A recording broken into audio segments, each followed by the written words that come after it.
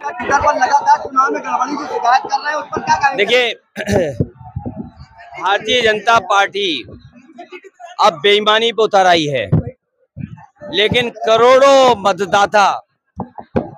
मतदाता इनके खिलाफ हैं। ये कितनी बेईमानी पे उतर जाएं, लेकिन करोड़ों मतदाता इनको हटा करके ही दम लेगा।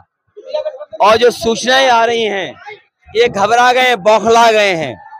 और जो आदमी खिसियाता है, जो हारने लगता है, वही ये हरकत कहता है। कहाँ 400 पार, बताओ क्या हालत हो गई इनकी भाषा बदल गई, व्यवहार बदल गया और इतना स्तर गिर गया इनका कि अगर मंदिर में हम लोग जाएंगे तो परिसर को धो देंगे।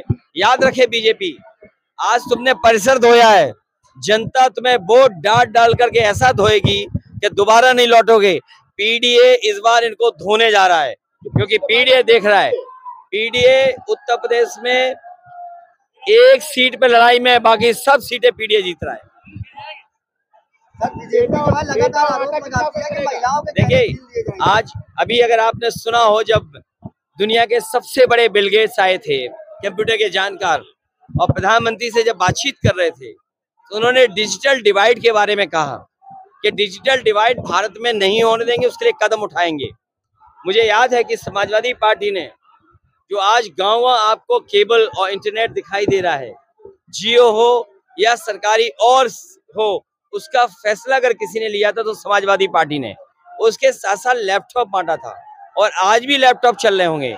और आज अमेरिका जैसा देश अपने गरीब बच्चों को कुछ शहरों में लैपटॉप दे रहा है।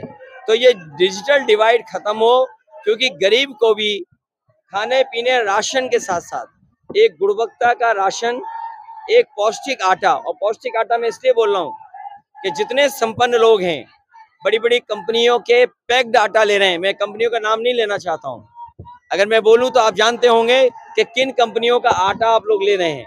तो गरीब को भी पौष्टिक और गुणवत्ता के साथ पैक्ड आटा और उसके जीवन में बदलाव लाए, उसके लिए डाटा फ्री दे देंगे।